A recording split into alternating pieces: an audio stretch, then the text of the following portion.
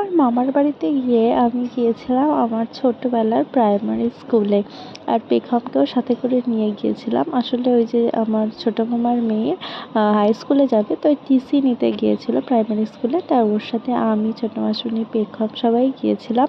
আর পেখম বাদে আমাদের সবাইরই ছোটোবেলায় প্রাইমারি স্কুল দিয়েই শুরু হয়েছে। এই প্রাইমারি স্কুলেই আমার দাদু টিচার ছিল ফার্স্টে, তারপর অন্য স্কুলে চলে যায়। তো পেখমকে আমি দেখাচ্ছিলাম যে এই ঘরগুলোতে আমরা বসতাম, এখানে বসে আমরা স্কুল করতাম, পড়া করতাম। এই সাইডের বিল্ডিংটা নতুন করে বানিয়েছিল, আর এই দিকের ঘরগুলো কিন্তু পুরানোই ছিল, একটু জাস্ট রেনোভেট করা হয়েছিল। কিছু কিছু ঘর তো সেই আগেকার পুরনো ঘরই ছিল। তো এই পেখমকে আমি এই সমস্ত জায়গাগুলো ঘুরিয়ে ঘুরিয়ে দেখাচ্ছিলাম, আর নিজেও ছোটোবেলার কথাগুলো মনে পড়ছিলাম। আমাদের ছোটোবেলাটা সত্যিই অন্যরকম ছিল। এত চাকচিক্য ছিল না, এত বাহার ছিল না, এত বায়না ছিল না আমাদের।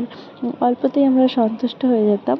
তো বাড়ি ফিরে দেখলাম যে আমার ছোটো মামি অলরেডি রান্না করে রেখেছে আমাদের দুপুরের খাওয়ার জন্য। তো দুপুরের খাওয়াটা হয়ে যাওয়ার পর আশেপাশে আরও সমস্ত যে দাদুদের বাড়ি আছে সেগুলোয় আমি একটু ঘুরতে বেরিয়েছিলাম। আর দেখো, এই দেখো আমার একটা পুচকি বোন, আমার একটা মামার মেয়ে হয়েছে, আর পেখম আমাকে কোলে নিয়ে বসেছিল।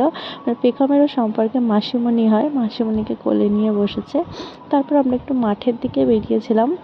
আবার মামার বাড়ির একদম জাস্ট পিছনেই মাঠ, আর ওই টাইমে আলুর চাষ হচ্ছিল। দেখো ছোটো ছোটো আলু গাছগুলো সবে ধরেছে, আর আমার মামারা এই সমস্ত আলু টালু চাষ করে থাকে। তো ওখানেও আমরা একটুখানি শাক তুলছিলাম। দেখো কত বেতো শাক, ওইগুলো একটু তুলতে লাগছিলাম। হ্যাঁ গাইস, আমরা আজকে দেখো তুলতে এসেছি। কি তুলতে এসেছি? গাছ কেটে এসেছি। গাছ তুলতে না, শাক তুলতে। আর এইগুলো কি গাছ?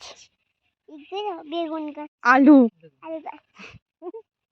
মামার বাড়ি বরাবরই আমার কাছে একটা অন্যরকম ইমোশনের জায়গা, কারণ ছোটোবেলা থেকে আমি আমার দাদু, দিদা, মামা, মাসি সবার কোলে পিঠে করে বড় হয়েছি। তো এই ব্লগটা কেমন লাগলো তোমরা অবশ্যই কমেন্টে জানাবে। দেখা হচ্ছে নেক্সট ব্লগে। টাটা।